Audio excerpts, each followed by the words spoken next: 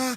90.7, Sompa 93.1, Sompa 98.9, Sompa TV Ghana, and when you go so ya mushe brasso, and a pay and someone yabuano or meimu, Sakai Casebo, Dikai, and your deba somono. Casebo moon, someone beti be and say, Ghana man penny is excellency John Dramani mama. Washana swafo no se obia ni manimu no an ejapade bia wo wonfa emrametu edwa sada ena wasan de afutuo de ama swafo yi se na mamu ya de a won soso so ya konkosem ne amamasem ene ahomaso obia fa obrase enyina adwuma fa nsom aganafo owie ye na papa atofo sensu gina mu kase wo mo hye ne bo wo mo baye adwuma ma no na mamu ra baye fefefa ene ya bibi mamu ade wo no obeti wo mamu kura ya obedi first ye waswafo a wobewe ma mofra ye die unsam so ya maame na amomola tenso e de assembly e de atsudwa sada ene drom ketwa ne so friends and jovon hye muri ato manim se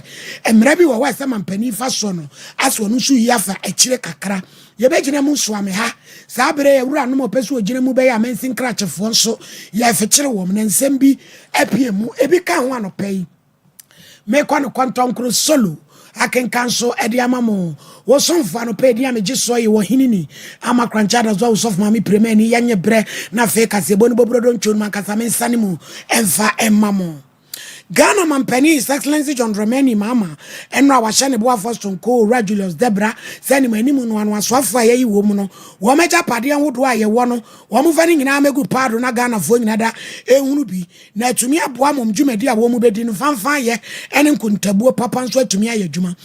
Julius Debra nso aye nhyehyeye sani wo de mre be ma wo mu se free bi ene kwapem wo kyena wo bia afana ja pade ne mra man penny wie no wo tren nsade a kyere bugina po a sabre ye yi no se ahode ne wamna me yeso se wo wura gina po Ghana fo ade a wo mo hwe kwan ya ne se enkane a betumi agina so entijiro ho na ya dwumaden na fasom wo wura ne papa atofo sen ono na sabre nsu esikasem ye de ho ntansade abono no ono so waka kye se Ghana fo nhwehwe bibia se esidi ni benya na ntuo de agina so na aboa matemamu fa sabre ye pe ho a ye pe ye ho no ya tetena mu nsu ye die etumi akona nim kra na ne nchechemu no sei ene wo de mai. I expect all of you to begin the process of declaring your assets. The Chief of Staff will announce the cutoff date by which time all eligible appointees should have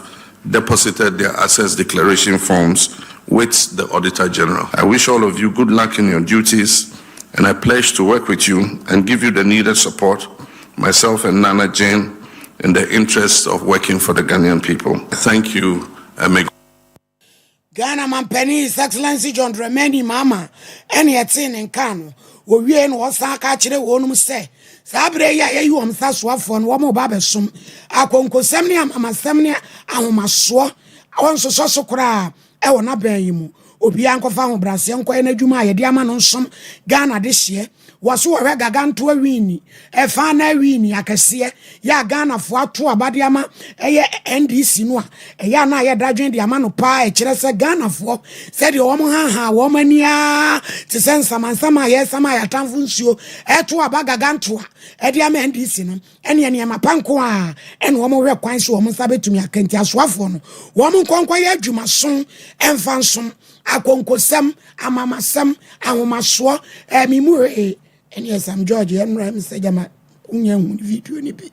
awobia gine de ho kwaya adwuma emfa nsom Ghana fo na afei emfa so papa Ghana fo we kwanse ebenya no yatumi nso enya wo wie eno se afei wo munya gemene honhom no mo fanya adwuma na fanfan ye enso nya adwuma na Ghana fo en wo mo da so mo to abade ma eni de isi amanyuku. So much needs to be done in so short a time, and I assure the people of Ghana that this government will rise to the challenge and will reset our country. As I pointed out during my inaugural speech, Ghanaians have, through their votes,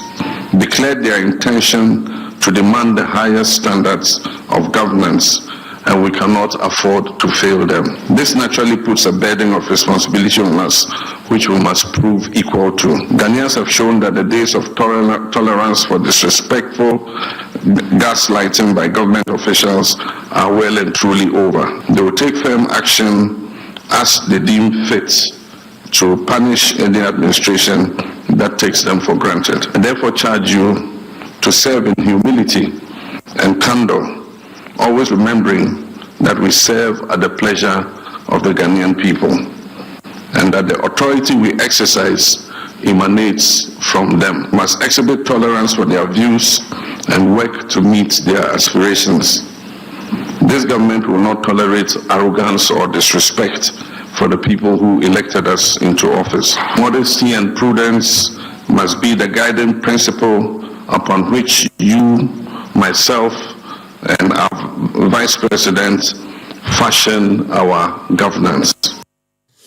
Mampani anu semuni no wiye na owura kesala to force dokota ya sabredi e wono na ebe foto sanso afo Ghana sika sam ntansa nyinada se ni komu wono so hye mampani bo se yewura woda adawate ne yeso ayire kokko pa se ebe adwuma so de aboa na ne abibrem ha mampani na adwuma ye be fa so na de hye ne a wo be di first kra ya woti homa mu ode asem itudwa wo bra so afo nsia wa ya amane ne amamre nyinada de ama wonom se wo mu kofiri wo mu nyumedi asem wono me Dr. Dominic Ayeni one ye Attorney General Ura John Jinapo oba behwe eya hode ne aso ye no Haruna Idrisu wo kwa ngomesua ye wura rikopoku wono so de afom dwuma no awro kwacha ena fe kwa me aboja wono so kwa kwantempon ne akwanso a dwumadi nyinada kosto ne yente se de ye wura to for Kesel wono so de peso. We have been with you. We have witnessed the misgovernance and misrule of the previous administration. We've learned indeed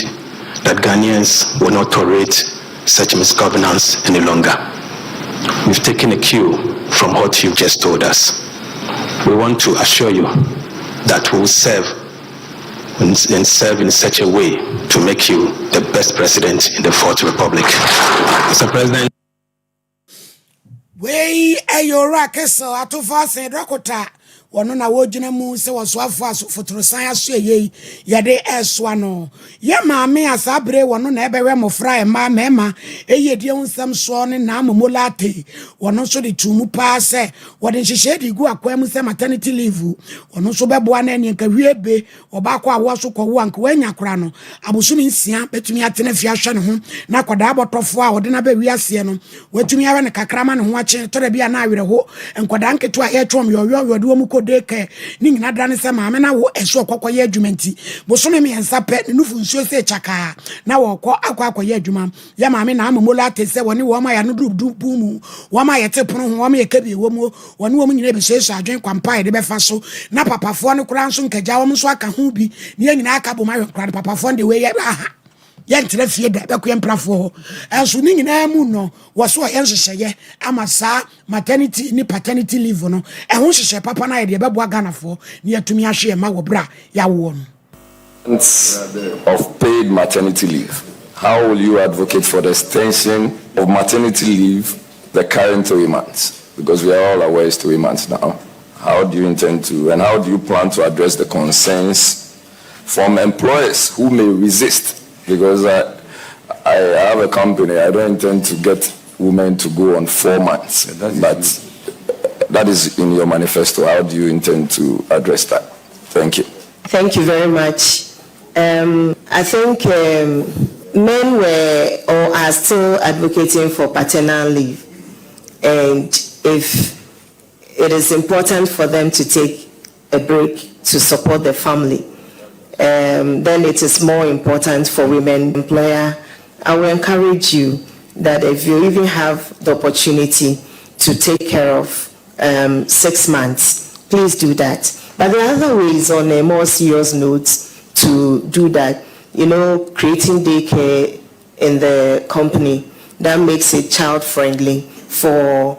the women to bring the kids there with a little support from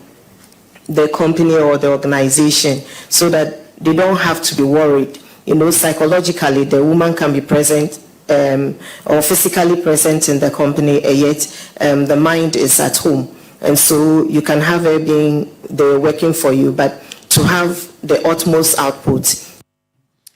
Yama na momolate na sabre wababeshe ya gender asye no so eso we nsem na no kama enso obra na ye dingira adosodoso vetin ko no so anim edom keto amra chebedwafie wa friends at twofo nhyiamu se wo hwe president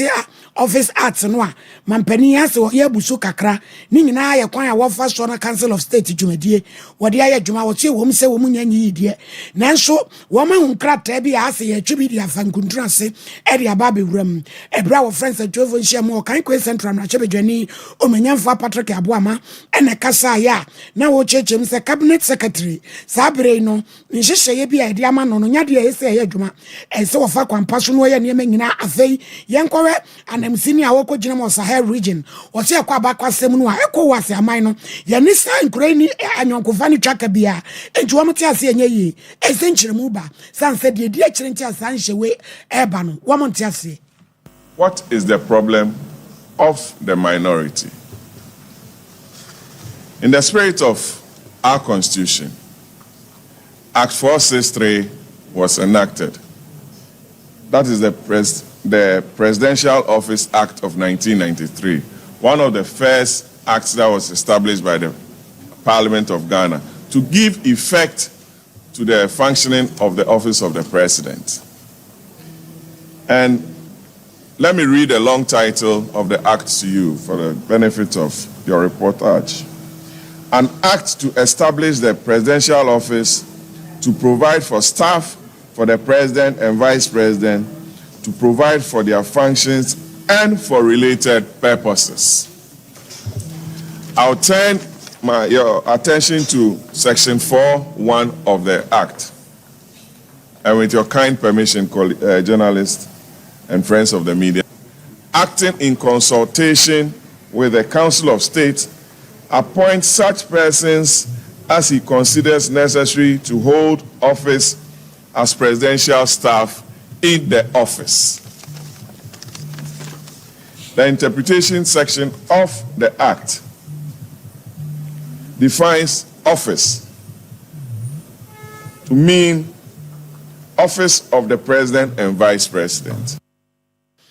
We ayo kan kwai central mrashebedwani wonmonyamfo Patrick ya Abuama ene yete ne nka no sabre won ma yani abre se amensin krache wobegyina mu dia ya adwuma dia Abuama mpani Excellency John Dramani mama wom so gina dosodoso ko no anim vetin ya fekire wom na wo ba so ame ha yi a Alaji Kasim ya no ye constituency organizer wono so so obekobi enti ogina mu wo so nde nani so ade hu nyina ya yalehwe ena fe ahonidie ene enwomasua ya pomde hu nsam so eno ne de na koma supporting se nyame ye no Onyankopon Allah edi hu afofie ne edema ne de a ene wo no wo ba bebo adwuma pa wo so otumire nso de a chese de ono so de swamini ma papa o hawo bia de wo swame ha no wonim ye no nti se agini tumu betumi aboa ama swame enso atumi afa ne tuma pa bi Eddie Efra.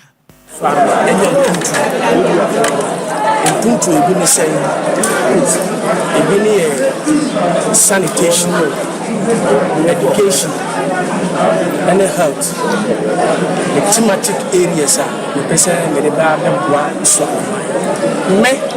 your family Alaji Kasim, me a long-serving organizer. I was so yes. Meaning the what from party for no so nim the metinaye and the maye. To me, we are muna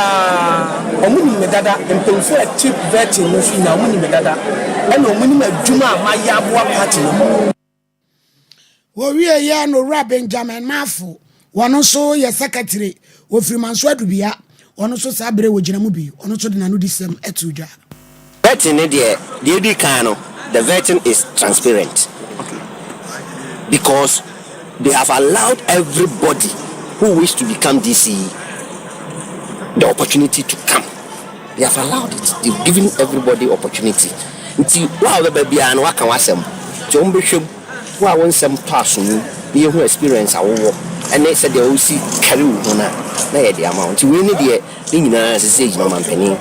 And so, Namde will give you say, you made the Amed Diama, man, so mind it. And your man says out. Sammy say, man, so your problem, me and son, your mention, me mention first one a coin, second one a coin, third one a coin. And I'm a what? Now, me one a bar.